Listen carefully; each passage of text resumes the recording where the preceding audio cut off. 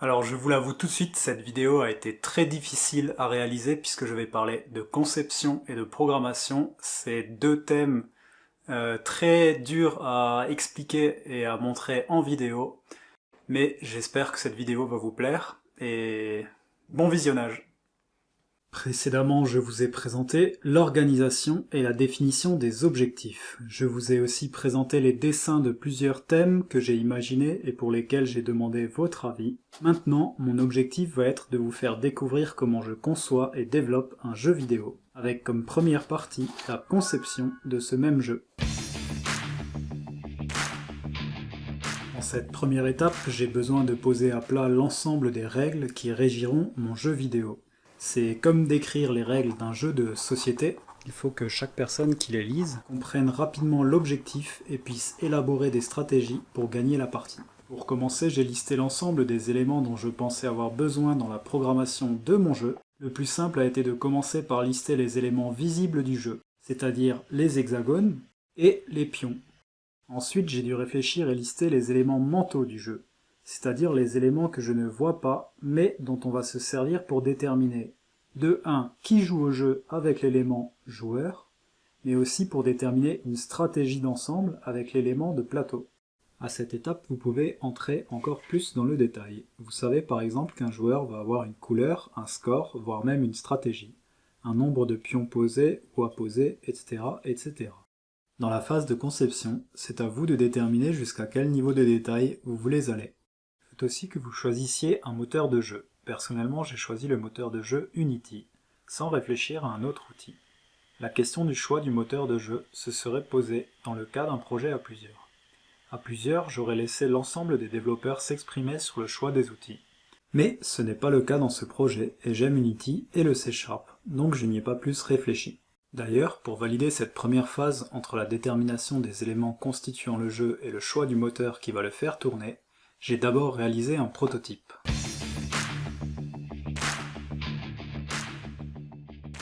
Le prototype, c'est un code qui n'est pas forcément beau et parfait, mais qui va nous permettre de valider les étapes de conception et nous faire remarquer les erreurs et les oublis qu'on aura fait. Si votre objectif est de vendre votre jeu, le prototype peut aussi permettre de recueillir l'avis des joueurs et de ne pas rater le démarrage de votre jeu sur un produit fini mais pas aimé par ces mêmes joueurs. De mon côté, le prototype m'a servi à valider la faisabilité de mon idée et à déterminer les points sur lesquels je dois faire attention. Grâce à mon prototype, j'ai réussi à valider l'implémentation d'une IA et sa faisabilité avec quelques réserves. Et je sais que le jeu est jouable. Mais le code n'est ni très beau, ni très évolutif. J'ai par exemple des difficultés à implémenter des nouveaux éléments de jeu et fonctionnalités. Et c'est pour ça que j'ai repris ma phase de conception.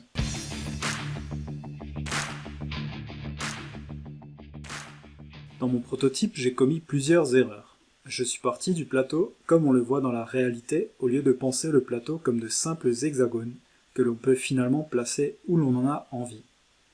J'ai d'abord programmé l'hexagone comme s'il avait 8 côtés, soit 4 voies de déplacement ligne, colonne, diagonale, diagonale 2, alors qu'en réalité il n'y a que 3 voies de déplacement possibles, ligne, diagonale 1, diagonale 2.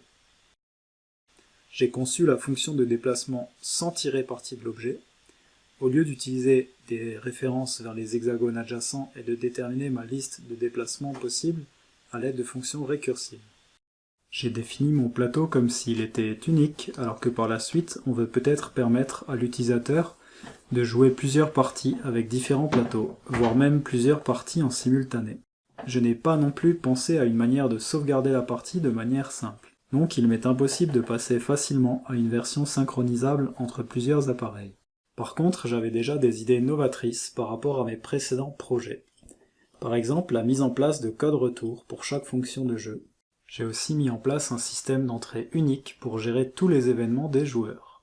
Pour cette gestion, je me suis inspiré du jeu Overwatch édité par Blizzard. Dans ce jeu, quand vous faites une action impressionnante, un enregistrement qui n'est pas une vidéo vous permet de revoir vos actions les plus héroïques, ce qui vous permet de la rejouer à l'écran simplement en redonnant au jeu la liste des actions et informations de la partie. En partant de ce constat et des éléments que j'avais à ajouter à mon jeu sans dénaturer son fonctionnement en termes de performance, de jouabilité, j'ai décidé de repartir sur de nouvelles bases.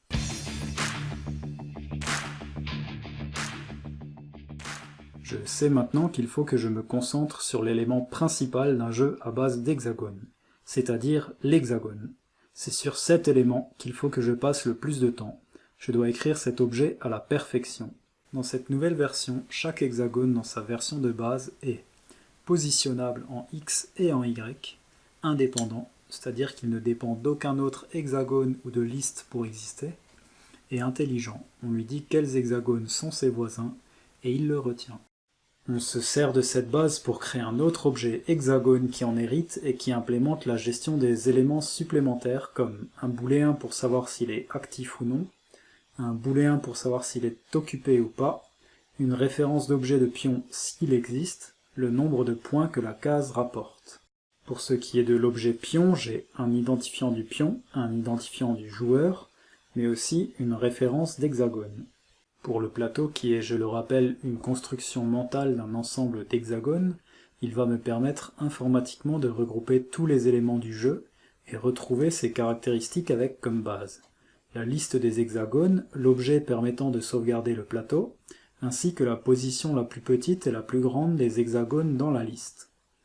En plus, pour l'objet plateau qui en hérite, le nombre de joueurs, la liste des joueurs, le nombre de pions, la liste des pions, un booléen pour savoir si tous les pions sont placés ou non, l'identifiant du joueur qui doit jouer, l'hexagone sélectionné, la liste des déplacements possibles à partir de l'hexagone sélectionné, mais aussi un générateur de nombres aléatoires.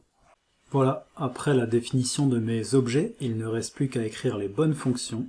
Pour cette étape, je peux soit imaginer et donc concevoir, soit programmer et donc prototyper. Dans les deux cas, j'en tirerai des conclusions et je pourrai recommencer à améliorer mon programme, mes objets et mes fonctions.